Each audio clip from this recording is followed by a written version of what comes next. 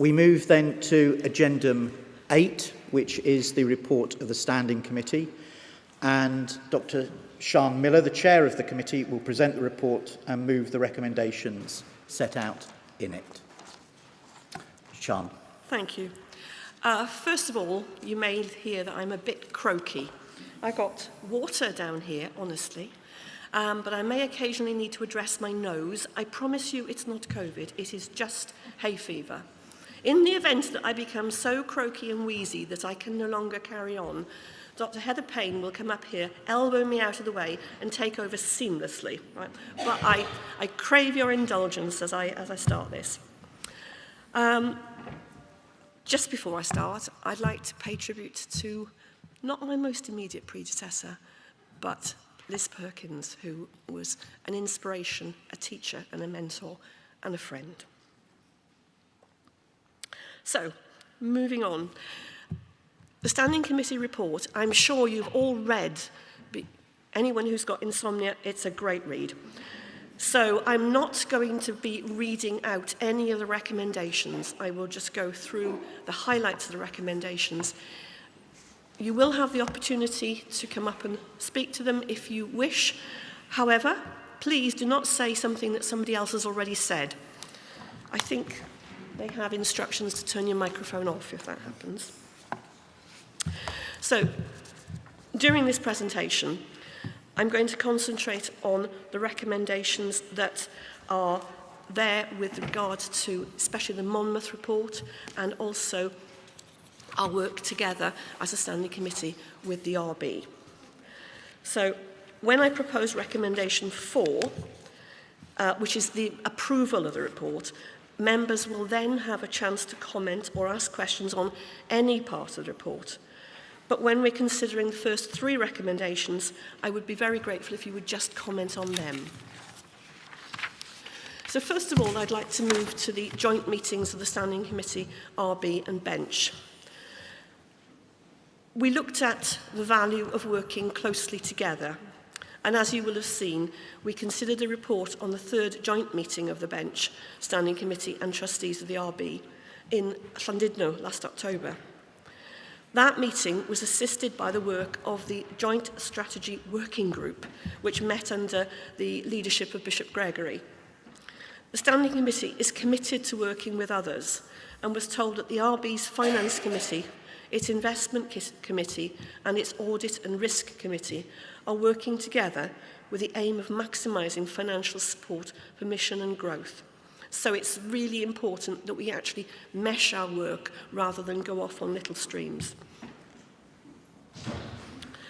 The Standing Committee agreed that we would approve and adopt the Bench's recommendation that a new mandate be developed for the Church's work on mission, evangelism, and that this be associated with work on spirituality and discipleship.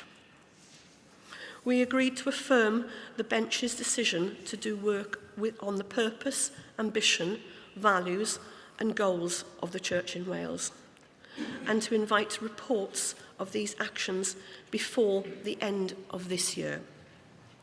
This is crucial work, and I will therefore ensure that the governing body receives regular progress reports. Secondly, I'd like to focus on the Monmouth inquiry and review. Obviously, as a province, this has caused us a lot of thought and soul-searching. The report and recommendations from the review group were published on the 13th of December last year. The report's recommendations include several matters to be taken forward by the Standing Committee. There are other actions which are for other bodies, including the representative body and the Bench. The recommendations will continue to be considered by future meetings of the Standing Committee. It is very important that we do not go, oh, we had a report, we've got paper, we've got recommendations. Oh, actions, where are they? It is really important that we have actions.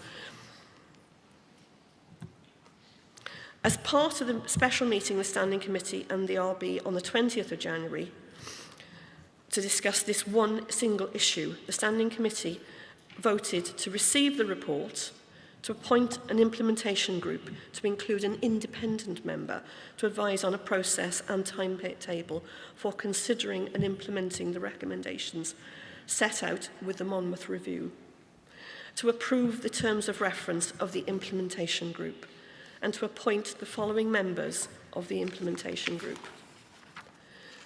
I'd like to draw special note to Mr. Tim Llewellyn, who is chairing the group. I'm not quite sure where Tim is. Ah, he's over there. Anybody who doesn't know Tim, he's over there. He is very able and very considered and very gifted in ensuring that we deliver something. In addition to Tim, we have the Archbishop of Wales, the Most Reverend Andrew John, the Chair of the RB, Professor Medwyn Hughes, the Chair of the Standing Committee, me, and the Venerable Paul McNess. Our independent member is Bishop Tim Thornton, former Bishop of Truro and Bishop at Lambeth in the Church of England. He is now our independent member, and he has met with us for one of our formal meetings, and his input is very, very, very beneficial. Tim is very much, I don't want to tell you how they did it in the Church of England, but this is the problem that we encountered. This is what we did. This actually didn't work very well for us. So he's very valuable. The implementation group first meeting was Monday, the 28th of February. I think you now have the opportunity to... You need to, I think we need to put recommendations 1 to 3. Right, okay. Okay. So we... Oh, sorry, excuse me. Not vodka.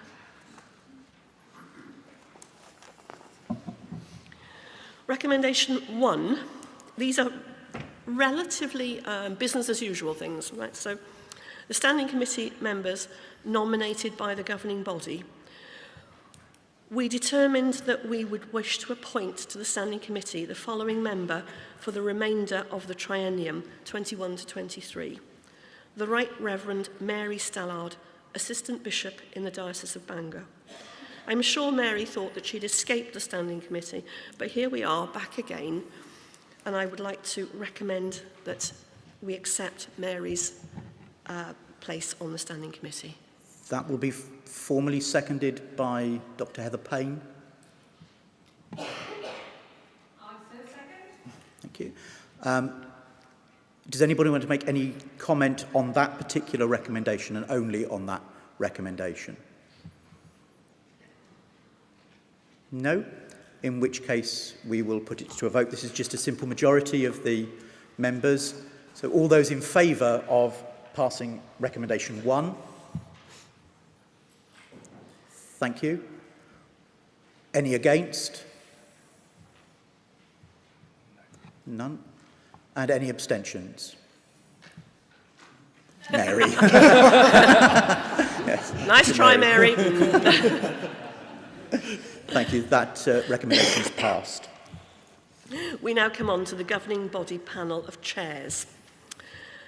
The recommendation is that His Honour Judge Andrew Keyser, QC, be reappointed to the panel of chairs until 31st of December 2027, and that the Very Reverend Dr. Sarah Rowland Jones and Mr. Tim Llewellyn be appointed to the panel of chairs until the 31st of December 2027.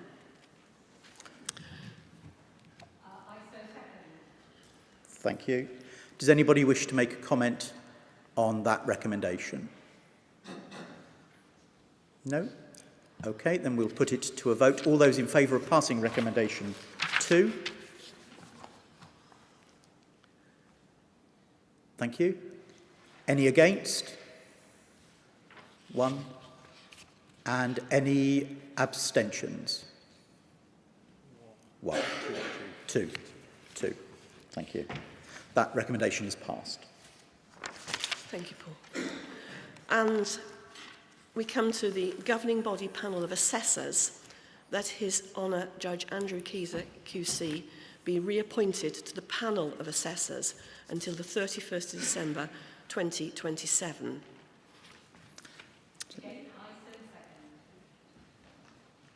Anybody wish to make a comment on recommendation 3? No? Okay, then we'll put it to the vote. All those in favour of passing recommendation 3? Thank you. Any against? And any abstentions? 1. Thank you. That recommendation is passed. We now move to the Recommendation 4? recommendation 4, which is, yes, yeah. Which is your opportunity to pass comment on any part of the report. Standing committee, standing orders now apply. Do you want to, yes, sorry, formal second, yes. Could I just second formally from the, seeing as this is the first time that we've welcomed a number of new members, I'd just like to make sure that I'm able to say hello, introduce myself as Heather Payne, lay elected member for Llandaff, and supporting Sian as Vice Chair of the Standing Committee. And in seconding this, recommending this report, I'd just like to underline the fact that on your behalf, the Standing Committee is actually trying to make sure that our representation in the Standing Committee, in this kind of executive role, is actually representing you as the elected members for all our brothers and sisters around Wales, that our priorities are the core business of our church in serving our Lord Jesus Christ, but also in terms of making sure that we have the governance in place. So the different sections that Sian has introduced and described to you in the report, I commend them to you and would like to formally second accordingly. Thank you. Thank you, Heather. Just in order to get things right, Sian, I'm assuming you are formally proposing the recommendation as well. Yes, so that's why I'm hanging Thank you. around here. Yeah. Thank you. So the report is open for comment or debate. Please, can you ensure that you give your name and the diocese or constituency that you represent when you come to the lectern for the purposes of the minutes? And we please make your way to either one of the lecterns.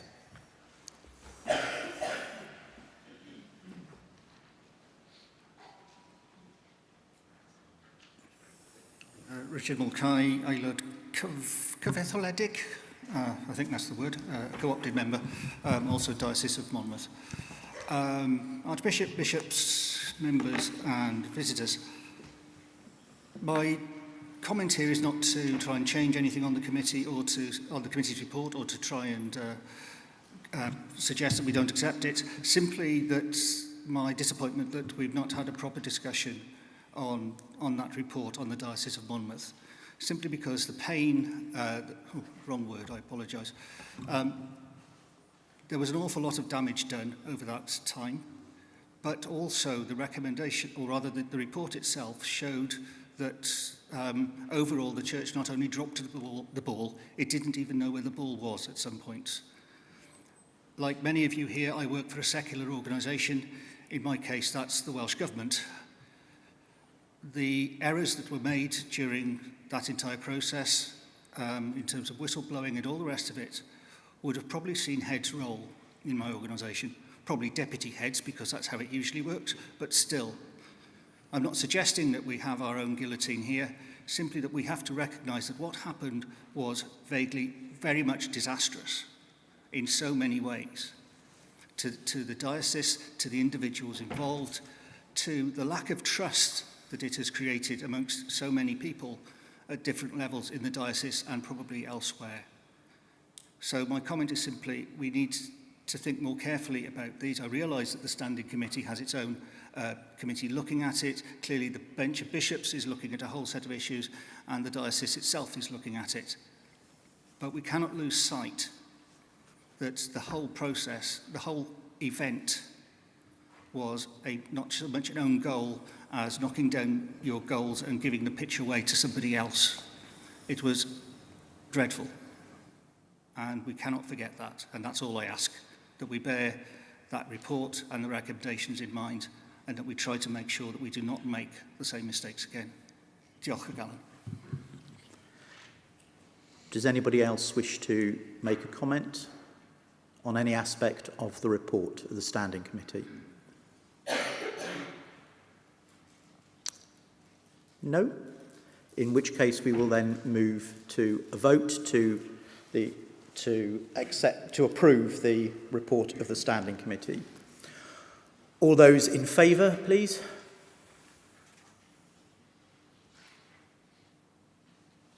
Thank you. All those against? None. Any abstentions? The report is approved. Thank you. We now move to Addendum 9, which is the Standing Committee report on governance and legal matters, and I will ask the Reverend Canon Stephen Kirk, the Chair of the Drafting Subcommittee, to present the report. Stephen Kirk, elected member for the Diocese of Llandaff. Father Chairman, Your Grace, members of the governing body. During the course of this presentation, I shall be proposing 5 separate motions. The first 4 of these are motions to make changes to the Constitution of the Church in Wales, and the final motion is that the report as a whole be received. As with the previous agenda item, the time for debate on the report as a whole, or questions not relating to the particular constitutional changes proposed, is during a debate on the final motion. But first, I want to move to the individual recommendations. Each of these is set out together with an explanatory note in your papers, particularly on pages 4 and 5 and on pages 7 following. I will not repeat what you could read for yourselves in the report. I know that you will have devoured it when you received your papers and found it the most interesting of all the papers that you received in your bundle. I'll give just an outline of the proposed changes. Recommendation 1, or Proposal A, is set out on page 7 of the report. It's a minor amendment to Chapter 7 of the Constitution of the Church in Wales to extend the scope of the constitutional regulations on parsonages to all ministers who are provided with a house, whether they're stipendiary or non-stipendiary. This change will mean that the property department at the representative body will not need to issue different paperwork to non-stipendiary residential ministers than that they produce for stipendiary ministers. But it does not change the substantive basis on which ministers occupy their properties in any way.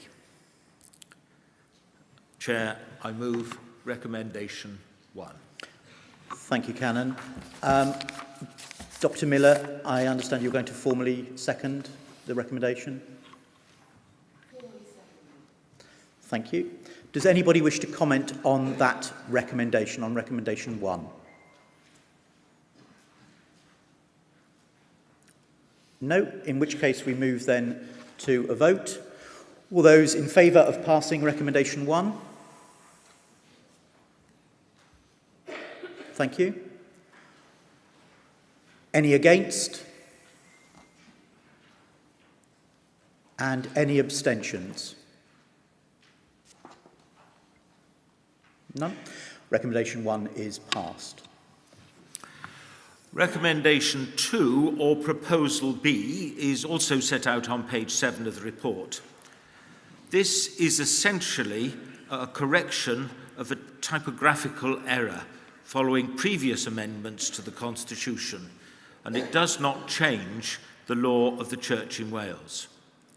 The change to Chapter 4C's regulations makes it clear that subwardens are to be ex officio members of a church committee where there is one, but not automatically members of the parochial church council or the ministry area council of which that church forms a part. Chair, I move recommendation 2. Thank you, Canon Kirk. Dr. Miller? Yeah, thank you. Does anybody wish to comment on this recommendation? No? Okay, then we will move to a vote. All those in favour of the adoption of recommendation 2?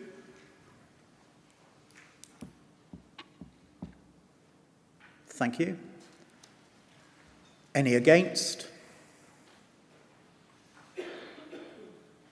And any abstentions? No? Then recommendation 2 is passed. Canon? Recommendation 3, or proposal C, is set out on pages 8 and 9 of the report. This is an amendment to the constitutional time limits for some of the initial stages for bill procedure in Chapter 2 of the Constitution. These changes will enable bill proposals to reach governing body a little more quickly. As the explanation on page 9 of the report sets out, in some cases this could lead to time savings of anything up to 7 months. The Standing Committee enthusiastically approved this recommendation, noting that in the days of electronic communications, 6 weeks should be quite adequate for preparing representations and amendments to draft bills. However, the amendment does make provision for these new time limits to be extended by the Standing Committee if a bill is particularly complex or if a longer consultation period is desired or for any other reason that it might see fit. So, Chair, I move recommendation 3. Thank you. Dr. Miller? Thank you. This recommendation is now open for comment or debate. Reverend Dr. Jonathan Wright.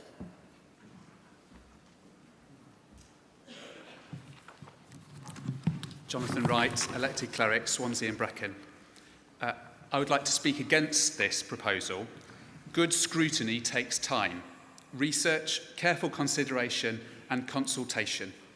I fear that this proposal will stifle good consultation, and I urge that it's rejected.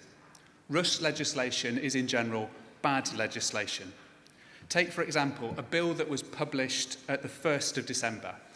If only 6 weeks is given, most clerics spend their December fairly busy, and after Christmas, you need some time with the family. By the time you come back in January, or at the beginning of January, the ground rush has already begun.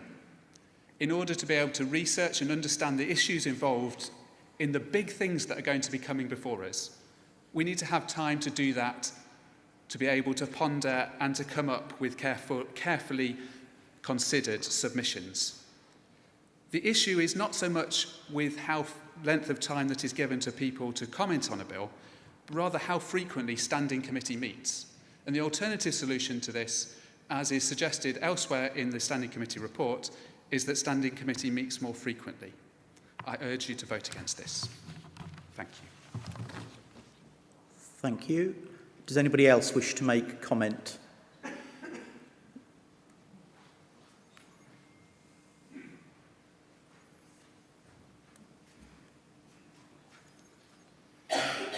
Sorry again, Richard Mulcahy, co-opted member. I would suggest that we support this recommendation. I understand Jonathan's concerns, but I was somewhat worried by the way his concerns were put, which suggests that only clerics have any involvement in the decisions on bills and proposals made to this governing body. Clearly that isn't the case.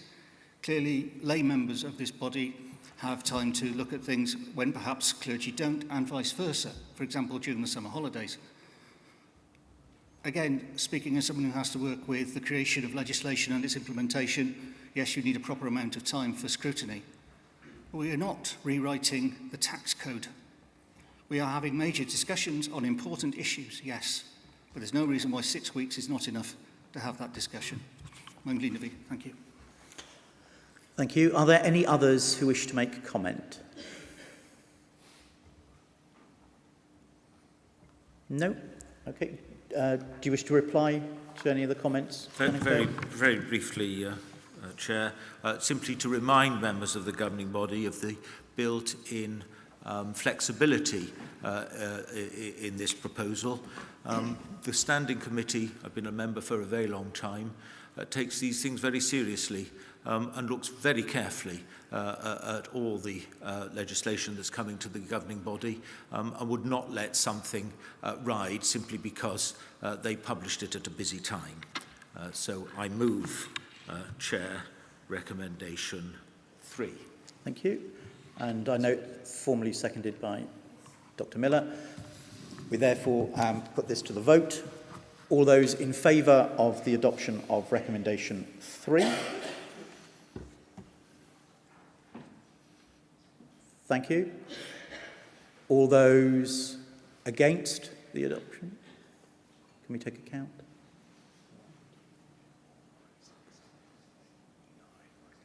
Oh, hang on.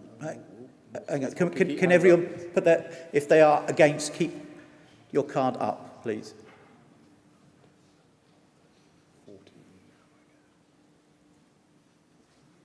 14. Yeah. 16. There's a couple of low ones there. Right. So Okay. 60. 16. Thank you. And any abstentions? 3. Thank you. Clearly, recommendation 3 is clearly carried. Thank you, Chair. Recommendation 4, or Proposal D, is set out on page 10 of the report and makes an addition to Chapter 9 of the Constitution. The term Archbishop's Registrar appears in the Constitution in a number of places, but it doesn't make clear how this person is to be appointed. So the amendment clarifies who that person is and how they came to be appointed, in a similar fashion to various other offices of that nature, such as Diocesan Registrar and Provincial Registrar. So, Chair, I move recommendation 4. Dr. Miller? Thank you. Recommendation 4 is open for comment or debate. The Dean of St David's.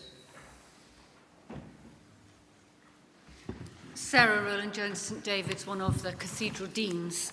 And it's as a cathedral dean and recognising a parallel anomaly in relation to the appointment of cathedral architects that I raise this comment and question. 45.2.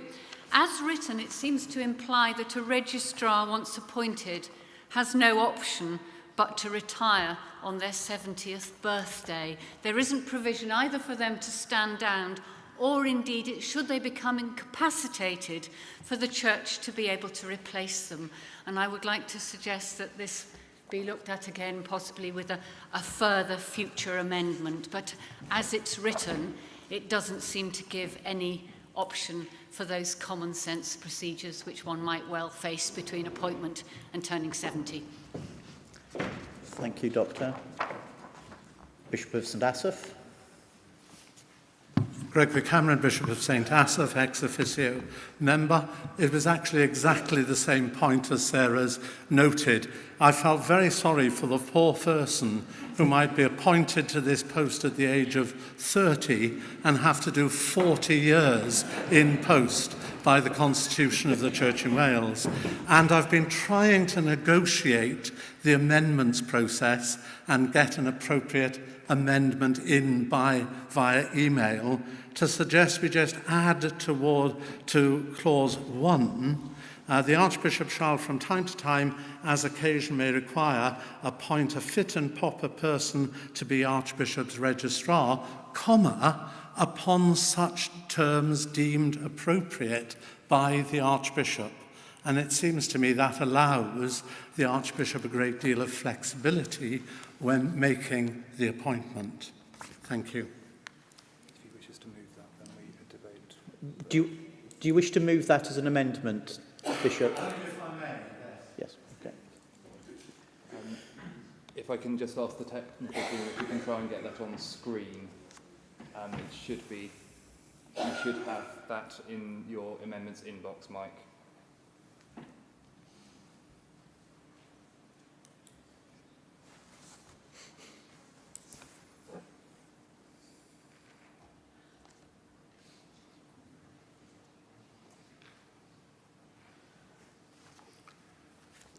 Perhaps while that's happening, if I might just comment on Yes, the Dean yes, of St yes, David's yep. comment about retirement.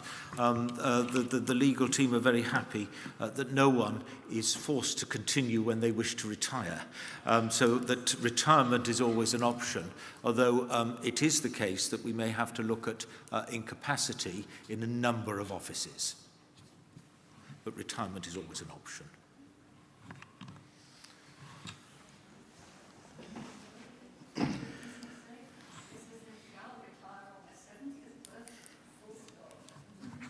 If they haven't done so before.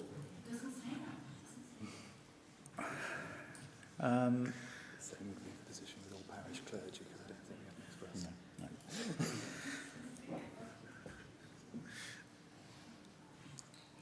Do we know where we are on the Oh, it's coming now. Yes, yep. Okay. You can see then on the screen recommendation for the full text of the proposal, and the amendment is clause 1, add upon such terms as the Archbishop deems appropriate. Debate is on that amendment. Debate is now open for that amendment. So is there anybody who wishes to speak to that amendment, either for or against, or to make a general comment? If you do, please come to the lectern.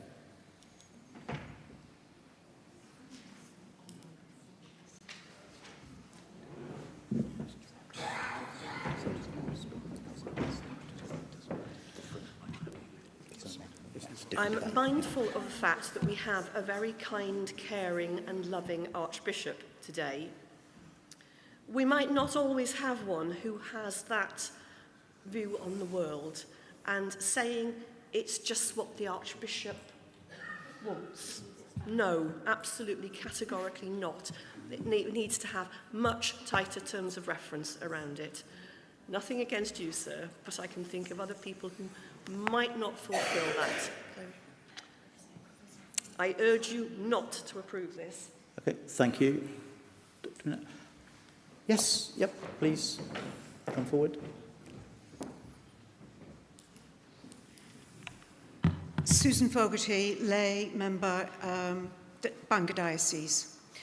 If we just apply this amendment to clause 1, then what is we already have existing in clause 2 is then going to affect and knock on to clause 3, because it already says there that the deputy registrar shall fulfil the requirements of subsection 2. So we're going round in circles with this, I think. I'll just let the assessor have a look at that.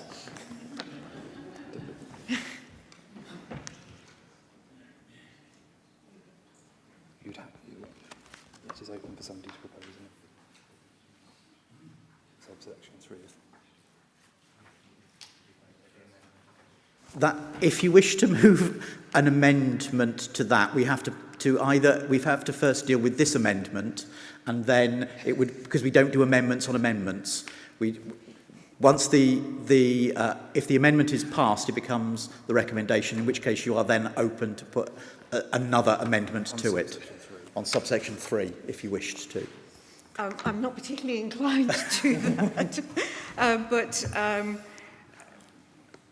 yes, sorry, I'm not entirely clear on the procedure here. That's okay. Well, but I think somebody else perhaps might be able to help me out on this. What is up for debate at the moment is Bishop Gregory's amendment, which is shown on the screen. If you think that that then has a subsequent knock-on effect, if that motion is passed, you could bring another amendment to amend clause 3 to make it logical. Thank you. I'll Is that- save that for the moment then. Thank you. Okay, thank you. Judge Keyser. Andrew Keyser, co-opted, but of the Diocese of Llandaff. This is actually the first time I've ever spoken from this position, which is a bit strange. I'd oppose this amendment. It seems to me, with respect, that it shows the dangers of trying to solve problems somewhat off the hoof, because it just doesn't enable us to know without greater reflection how the proposal ties in with the other provisions of the Constitution relating to the Archbishop's registrar. And if and insofar as it's thought that the answer to that is that the terms set by the Archbishop would necessarily be subject to those other provisions, it rather shows that it's just too vague to be a sensible amendment. It also, as it stands, would then not solve the problem in Clause 2 anyway, which still says retire on their 70th birthday. If that is the problem that's sought to be addressed, first, it's not clear to me why people couldn't resign before then anyway. Nobody can be forced to stay in office. But second, and I'm not moving any amendment, not even an amendment to amendment, but you can sort that out by saying shall retire on or before their 70th birthday or not later than their 70th birthday. But the way to address that problem is not by an overly vague and insufficiently thought through amendment in Clause 1. Okay. Any other comments to the debate? No, in which case we put that amendment to the vote. Yes. So we are voting on the amendment that is on the screen to add to Clause 1 upon such terms as the Archbishop deems appropriate. All those in favour of the amendment, please show. 1. Okay. Thank you. All those opposed?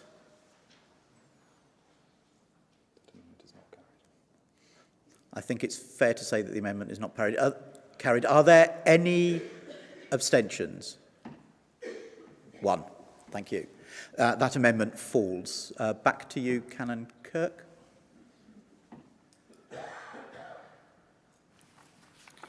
Well, Chair, I simply move the amendment, the recommendation. Thank you.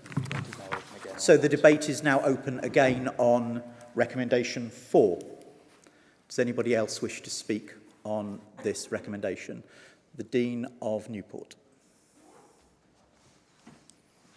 I'm Ian Black, Dean of Newport, one of the elected deans. Listening to what's just gone on, I wonder if this motion, this particular motion, is actually fit for purpose at the moment, and it should go back for further revision, because it seems to me that there needs to be some terms and conditions as to what the role of Archbishops registrar is, how they're appointed, how they're removed, how there's any disciplinary process if there needs to be some sort of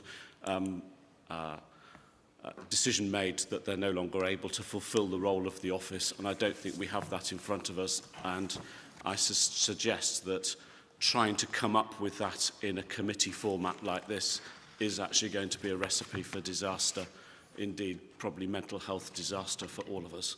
So I don't know whether this is a formal proposal or just a comment, but my proposal would be this goes back for further work.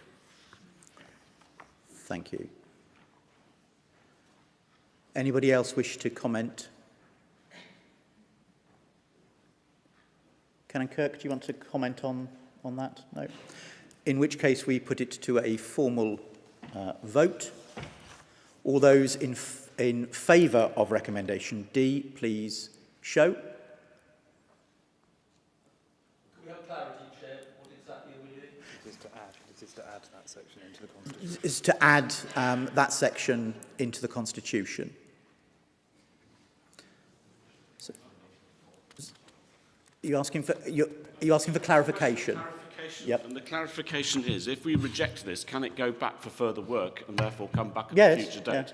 Yeah, the Constitution just stands as it is without that addition. Right, all those in favour of accepting recommendation D, or recommendation 4, as it appears in different types. Okay, all those against? Thank you. And any abstentions? 1. So that recommendation falls.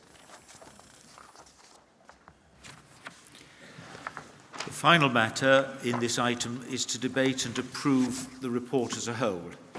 At this stage, perhaps rather late, I should probably admit that I was not present at some of the standing committee meetings that form the basis of this report. So with your indulgence, Chair, I might seek the assistance of the Chair of the Standing Committee, or indeed of Mr Chinnery, in answering the questions which may arise in the course of the debate. But, Chair, I nevertheless move that the report of the Standing Committee on Legal and Governance Matters be approved. Thank you. Dr Miller? Thank you. The whole of the report is now open for comment and debate. Does anybody wish to speak to any aspect of that report?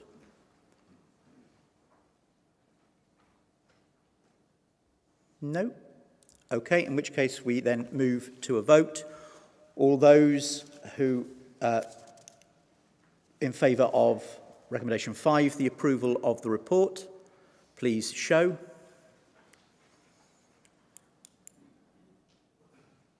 Thank you. Any against? And any abstentions? The report is approved. Recommendation 5 is approved. Thank you, Mr Chair. I needn't have admitted to my absences, but thank you very much. Thank you. Thank you, Canon Kirk. We are running ahead of schedule, and the suggestion is that we move addendum 17 up the agenda, which is the report of the Bench of Bishops. As I was due to be in the chair for that anyway, that probably works out quite well. So I invite the Archbishop to present the report.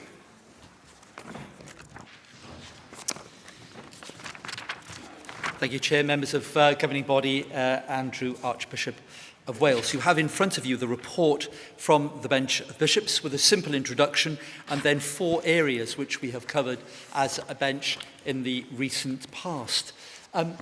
Somewhat a novel development. At the end of this presentation, we do want to make it possible for members of Governing Body to ask questions of us as bishops on the basis of this report. And I understand, Chair, that you've been willing to entertain perhaps 2 questions because we want to engage well with Governing Body about our work, but it is in relation to the report which is before you. And if it's necessary for any of the bishops to come and answer particular questions, if it relates to their portfolio, then they've indicated their willingness to do that. So can I please then refer you to the report, which is addendum 17. In my presidential address, I advised the Governing Body that we were very keen, as a result of the work of the JSWG, the meeting of the representative body and the bench and of others, to bring a 10-year plan towards the Church in Wales. We want a plan in which our ministry and mission areas can flourish, and to tilt particularly the expenditure commitment away slightly from the future, perhaps radically from the future, to the present. And that is not merely a procedural matter, changing the way in which money is distributed from the RB to the diocese, but to increase, as I said in my address, to increase that total amount and expenditure so that we are able to deliver on some of our key ambitions. And I also drew attention in that the JSWG had very clearly identified critical areas of life which haven't been absent, of course they haven't, from our life, but to give new emphasis particularly to the way in which we nurture new disciples, within our communities, and the way in which we prioritise evangelism, the task of presenting the good news of Jesus Christ and inviting a response. You will appreciate there is a huge amount of work that needs to go into working a mechanism and a way of delivering that money, as well as establishing a proper framework for it to be coherent and compelling. But it seems to me that this is entirely welcome. And I want to again endorse what I said from the bench. Our thanks to the representative body for the energy and commitment that they're bringing to that task, because it seems to us that now really is the time to be investing in those things we agree and around which we cohere and work together. We'd welcome especially any conversation with members of governing body on that idea of a 10-year plan. It's been a delight to add to our number Bishops John and Mary, both of whom have taken new responsibilities, portfolio responsibilities. Bishop John has to inherit the task of really delivering on those two critical ambitions, church growth and evangelism, but will also take responsibility for the developing pioneer networks, of which there are a significant number already in the church in Wales, and allowing the different expressions, whether church plant or of the more grounded, localised pioneer networks, to flourish within the church in Wales. These too will need significant investment. And I'm delighted that the Secretariat has provided ongoing support for John, so that that work doesn't become burdensome, but again, is something on which we can deliver. This afternoon, we hope to hear an excellent presentation from our church schools, and Bishop Mary will take responsibility for moving our motion and our conversation this afternoon. Members of GB may not know, but until I think recently there may have been a slight reduction, but until recently 13% of all children educated in primary schools in Wales received their education in church in Wales schools. We have a significant commitment to the values and the aspirations of young people in Wales. Of course, we have secondary schools as well, shared with other churches as well, which come under our life. But that's a significant opportunity and development for us to embrace and enjoy. And Mary, we look forward very much to seeing how that part of our work develops in the next years. The Monmouth Review has already had an outing at this governing body. A difficult matter for the Diocese of Monmouth, and we're acutely aware of how unsettling a time that was. We have, I think, responded well to that report by setting up quickly the implementation group and introducing levels of external scrutiny, so that we're, to quote from one particular member, we're not marking our own homework. But we do need not only processes which deliver well on delivering the kind of culture and the kind of management of our life which is acceptable, but we also need the skills. We need people who can actually deliver to ensure that our safeguarding and our human resourcing of ministry is good. And I'm sure that that body will be producing reports back for us, which we will need to endorse, and I look forward to hearing more from them in the near future. The other matters which are contained at the bottom of the report, I think, are self-explanatory. I don't want to say anything about them, but if you do wish to raise questions on the basis of what they say, then we're very happy to respond as seems good. Chair, I think that's all I need to say at this stage. Thank you, Your Grace. And the education thing is not this afternoon, it's tomorrow afternoon. Tomorrow, lovely. Yeah. Thank you. Right. As the Archbishop referred, we are now open for any questions to either the Archbishop or one of the other bishops in relation to their portfolios. Please make sure that any question relates to the report that you have received. I've been told I can rule out of order questions that don't fall within that remit.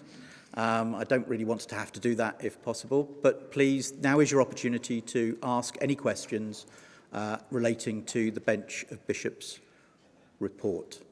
Does anybody wish to ask a question? Reverend Peter Ratcliffe.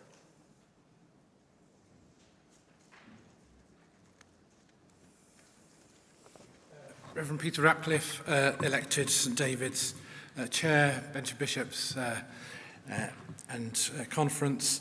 I'd just like to thank Archbishop Randy for raising the issue of the RB support for parishes. I've just done the back of an envelope calculation. The ministry share per person, per attendee, at the moment in our diocese is £16 per week per attendee.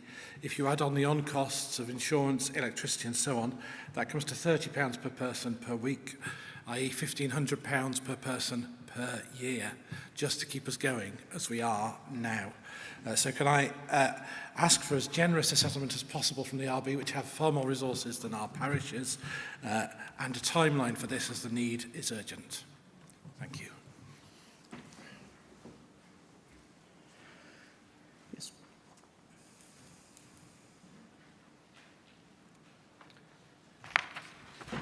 Ivor Williams, co-opted member in the Diocese of Bangor. Looking through the Bishop's portfolio allocations, I do not see any responsibility against any of the bishops for the discipline and the HR discipline of the workforce, and I'm particularly the priests. And I'm just concerned that if you don't have a single person responsible for the discipline, then you're going to get different decisions about different situations happening differently across the province. So I'd just like to see that included in the list of responsibilities. Thank you. Reverend Richard Wood.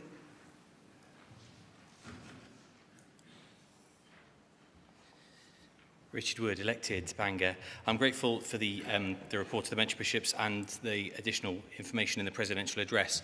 I'd simply like to ask if the Archbishop and the Bench could outline how the 10-year plan that they're developing is going to be developed in conjunction with the joint working group, Joint Strategy Working Group and the Standing Committee and RB, just to outline how that process is going to develop to see that it doesn't simply lie in the hands of the Bench. Thank you. Thank you. Dr. Payne.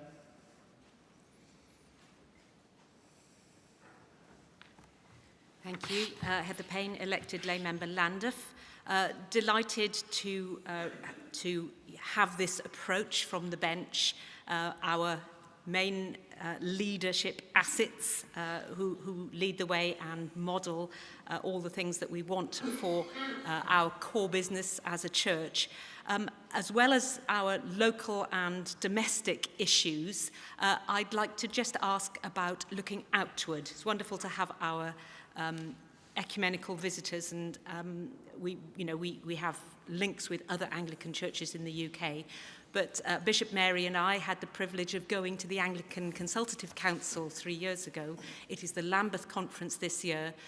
There will be another ACC meeting probably next year, and being able to share with all the networks, the health, the Science Commission, which I'm a member of, the Gender Justice Network, the Ecology Network.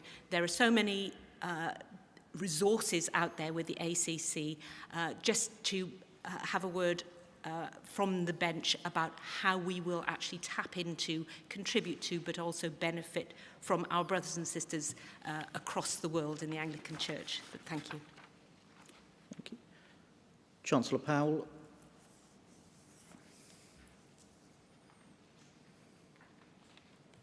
Pam Powell, St Asaph, elected. These are very specific questions.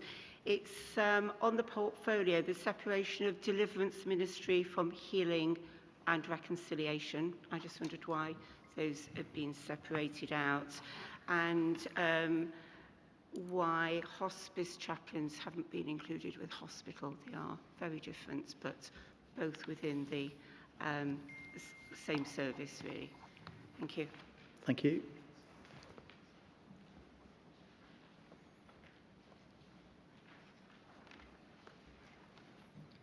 Sue Rivers, lay elected Llandaff.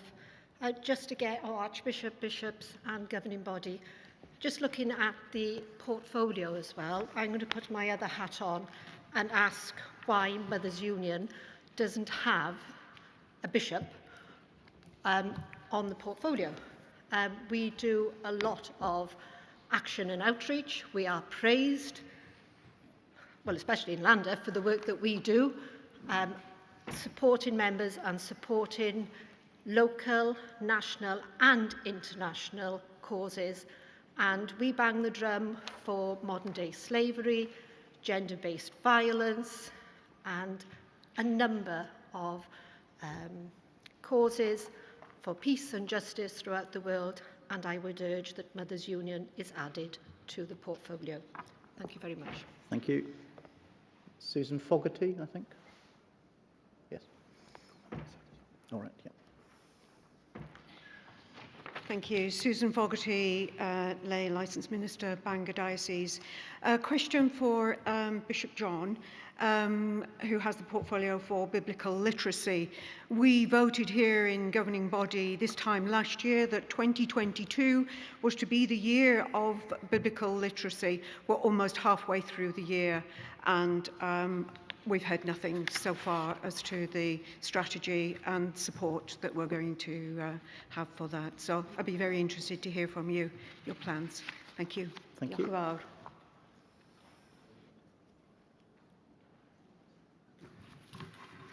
Tony Mullins, lay Llandaff. Under the Bishop's report and the bulleted points at the end, I hope you allow this question, Chair. I've spoken privately to the Archbishop, and I'm assured that there are very strong statements coming from the bench. And may I say what a delight it is to see a full bench of bishops in the Church in Wales. Welcome to the two new ones. We every day we watch the news, we see what's happening in the world, and people with a conscience speak up. The Archbishop of Canterbury did, used his Easter sermon, and he was condemned by politicians for becoming too involved in matters of state. Well, my answer to that would be, if Christ were here, he'd do exactly the same thing.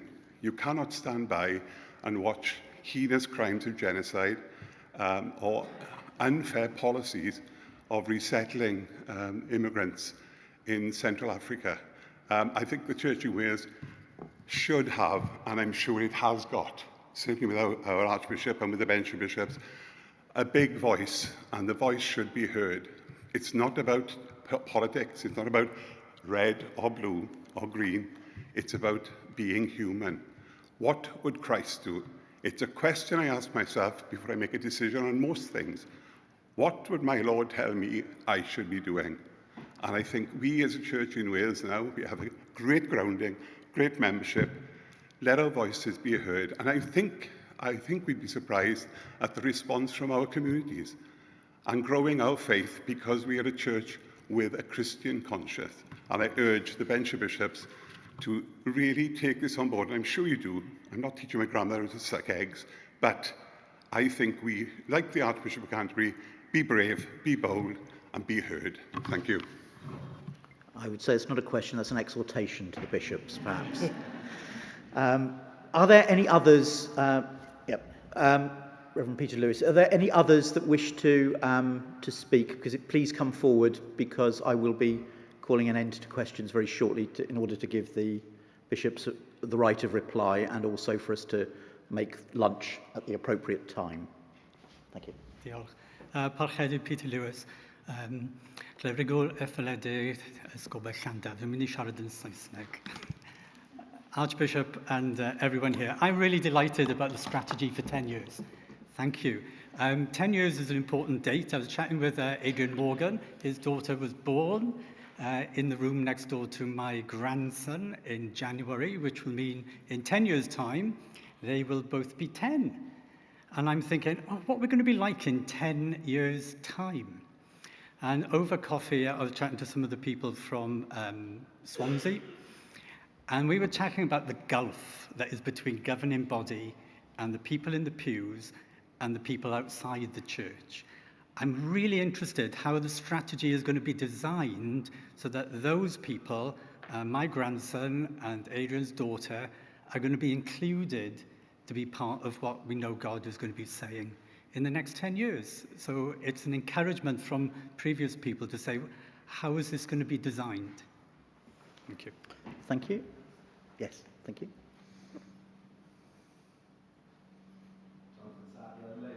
Member. Just a point of clarity, something I didn't quite understand was looking at the report. It's got Bishop Mary as being on the bench. Sorry. And looking at the definitions within the Church in Wales, it says that the bench of bishops means the Archbishop and the other diocesan bishops.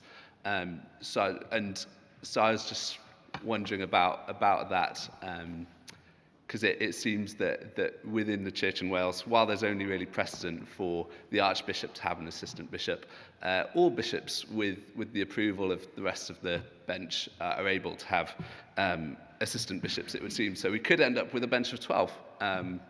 I don't know, I doubt that would ever happen, but just clarity on what is the bench, basically. Thank you. Canon Osborne.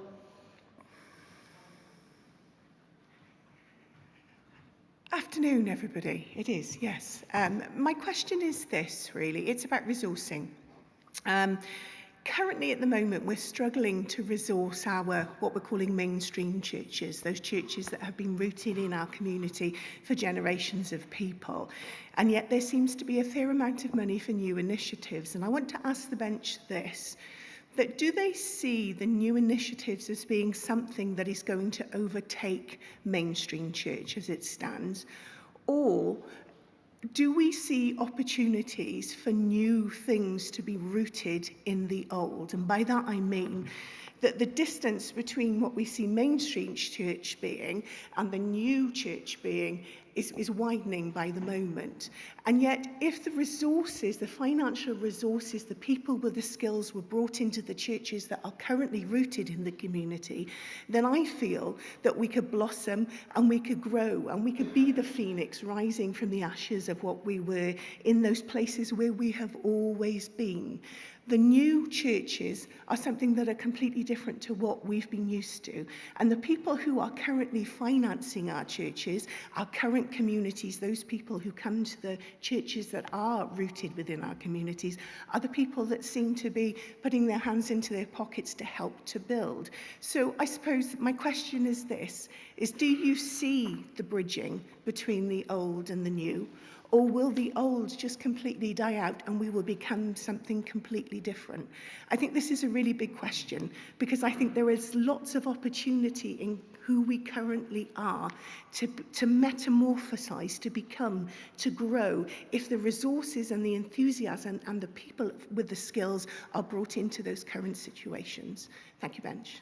Thank you. Final call for any further questions. No, in which, Your Grace, if you'd like to respond, and I don't know whether you may need to ask other colleagues to come forward. Thank you, Chair. I registered, the 2 became 10, so thank you for that. But thank you genuinely for all of those questions. They're really important. I'm going to ask Bishop Cherry to answer the question about deliverance and healing, which was question 5. If I may, Bishop John to deal with biblical literacy, which was question 7, and questions 3 and 9 and 10 I'm going to deal as one because they were roughly in the same sort of area. So can I start firstly then the issue about ministry share and a generous settlement? I think it's critical that we support what is currently present and invest in it, and we also enable the new initiatives. I think it's really a helpful move that we talk less today about a mixed economy of church life and a mixed ecology. And the reason for that is that within an ecology, there is a sense in which those life forms become dependent upon one another. What we don't want is a different and other church in Wales subsisting within the church in Wales. I think we need one church in Wales. And the beauty, I think, of Anglicanism is that it is, as I said earlier, very light on its feet and can express its common life in different ways. And that's why it's been so exciting to hear of the development in Hope Street in St Asaph and Citizen Church in Cardiff. And in Bangor Diocese, we have for the first time Eglwys Wyllt, which is a Welsh language church that attracts people who have no Christian or particular Christian background, a fresh expression of church. And now these things ought not to be in competition. They ought to be sitting together within the same family. But they will all need investing, and it's critical that we do that. In relation to discipline, that was a very good question. Obviously, discipline exists within the service and ministry of a diocesan in the first instance. And so I don't think it's helpful to have a particular bishop who looks after discipline. But of course, there are safeguarding responsibilities which are provincial. And at the moment, that's a portfolio heading which I hold. And that means I sit on the safeguarding committee and can bring the perspectives of the bishops as part of the work that we do together, not the casework, but only the developmental work. I do think it's important for us to hear at this stage that we've seen that there are huge issues around the way we support ministry and we develop the processes that we need that enable us to function well. And part of the difficulty in the Monmouth situation was that a lot of those weren't clear, and it put people in invidious positions where it wasn't certain what line of action was to be taken. And if that's true in that particular instance, it's true elsewhere. So the Governance Reform Working Group has got a very important piece of work to do to provide the kind of modern clarity that we need that enables us to function well for ministry area leaders, for archdeacons, for deans, for bishops, for all, to have some clarity around the protocols that are needed when we work together. Richard, you asked about the way in which the 10-year plan would be managed. This is an overly simple answer, but I think it gives a clue as to the way in which we ought to go. This will need to be a conversation in which bishops lead, because that is what we are called to do. And we will offer leadership, but that doesn't mean that there is a one-way street. In order to have a really compelling set of documents and ambitions and strategic goals for the life of the church, that will need to be a conversation which has its place within the Standing Committee, the JSWG, the representative body, and ultimately this governing body, because it must be a vision which engages each and every one of us. So I would expect the bishops to offer the leadership that we've been called to, and for that wide conversation to be properly scrutinised in order for it to be a coherent and clear steer that is given for our future. If I can carry on the theme about that, because then there was the question of the old and the new. I've been struck by Generation Z. It's been really interesting seeing the difference between Z and Y, those who are younger and those who are very slightly older, and the different cultural expectations. The BBC a while back did the survey which said that people from Generation Z were twice as likely to be people who would pray than people of my generation. So the idea that God has gone away, or the idea that spiritual instincts have vanished into the ether with each change of generation, is simply not true.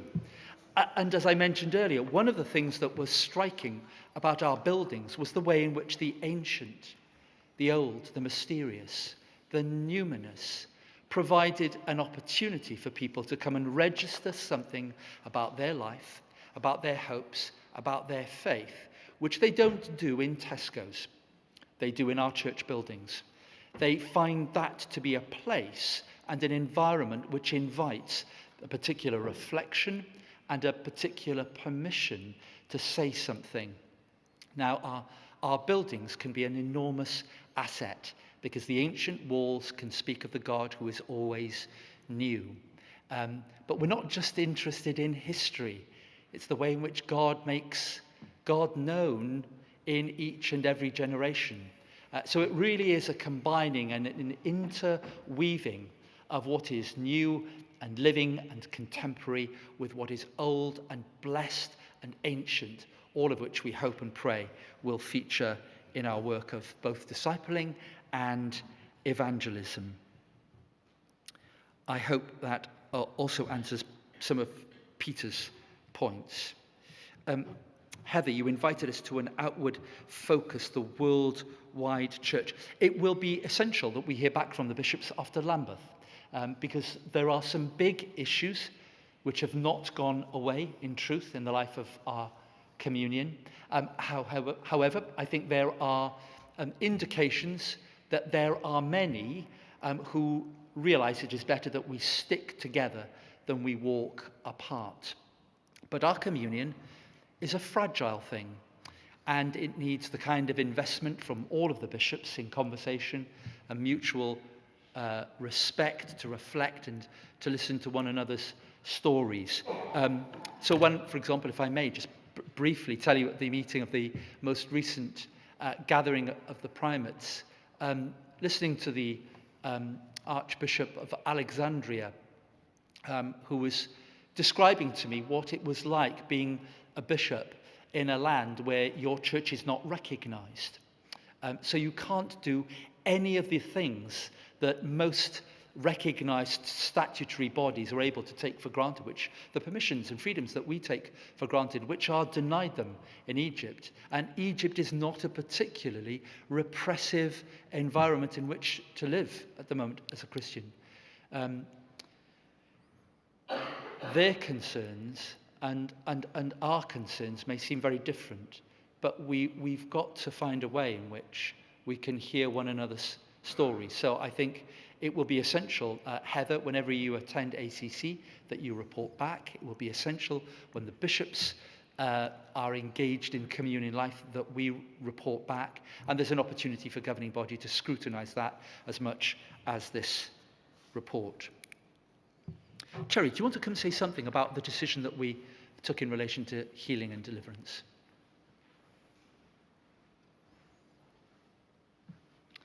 Thank you, and thank you for this important question.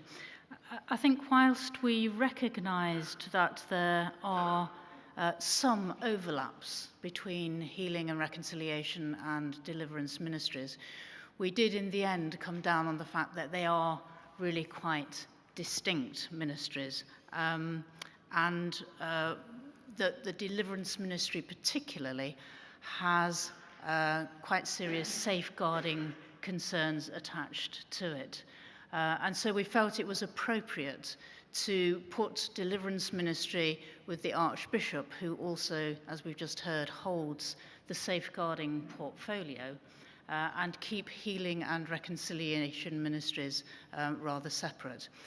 We do talk together as a bench on these things. We have had Ant Griffiths with us at recent meetings talking about safeguarding, indeed in relation to both aspects of these ministries. But at the end of the day, we felt it important to separate them out, not least because of the seriousness of the safeguarding issues that deliverance ministry can provide. Thank you for the question about the Mothers' Union. A delight to hear that. And what happens at present, of course, is that the diocesan mothers' unions refer to their bishop in the first instance.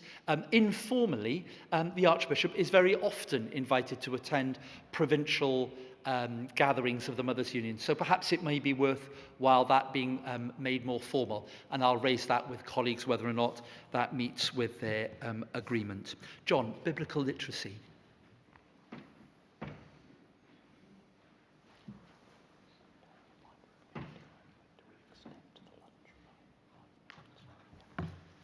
Yeah, biblical literacy, the story so far, you must appreciate that none of this is my work. That's not because it's bad work, it's good work. But I don't want to take praise for things I haven't done. Just coming into post, we've had one meeting of the Evangelism and the Pioneer Group, and there I've been briefed on what's already been going on concerning the biblical literacy in the year as such. We've got a draft that's been put together that gives ideas, it gives an explanation of what biblical literacy actually is. It has a roadmap of how to set out teaching and learning in individual areas, in parishes or ministry areas or wherever you may be. It has next steps. It has ideas, random selections of places we might go to enable our congregations, our brothers and sisters to learn more about the Bible, and also give us ideas of how we might express that beyond the walls of the church. That draft, I hope, will be finished soon, and we'll be able to get that out in a printed form to the church in Wales. Also, there's been a lot of work done on putting together a project of video conversations. So that's people discussing different parts or aspects of the Bible as part of the Year of Biblical Literacy. And that hopefully will be completed soon. There will be stories there, conversations there, both in English language and in Welsh language as well.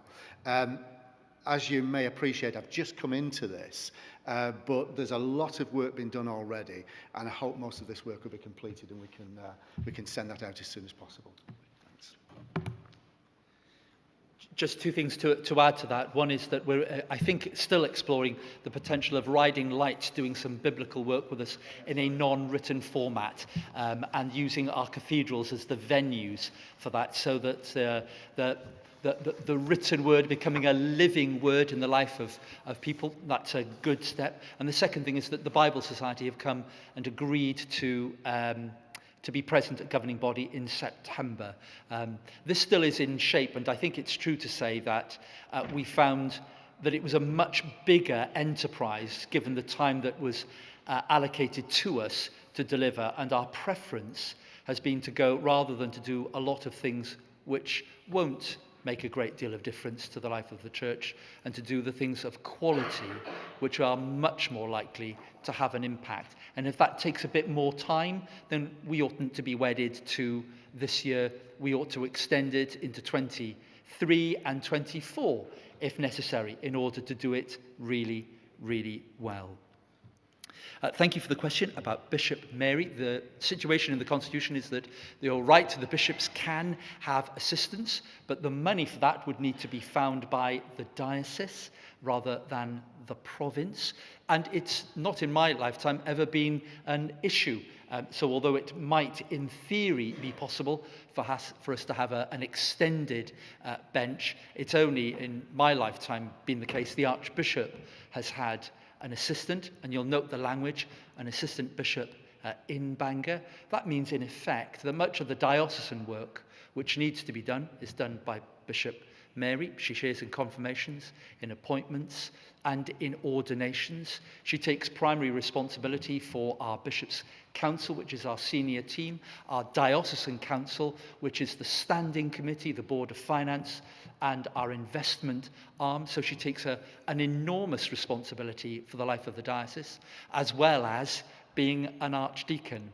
And that means that I can do what I heard you say you wanted from your Archbishop, which is to try and engage with Welsh society. I've got in the diary something in the region of about 25 appointments with AMs, with MPs, with Lord Spiritual, meetings to work out how we can access the House of Lords, because the Church of England bishops have indicated they are very willing for Welsh issues to be progressed in the House of Lords, and we have a meeting about that next week, engaging with other statutory bodies such as Housing Justice Wales. All of those have come my way so I can attend to them with some energy and allow Bishop Mary to be, in effect, undertaking the day-to-day work in the Diocese of Bangor. And unless this afternoon or tomorrow, I understand she tells you otherwise, that seems to be working really well. Chair, I'm happy with that. Thank you. I hope people have found this new item valuable and welcome for the future.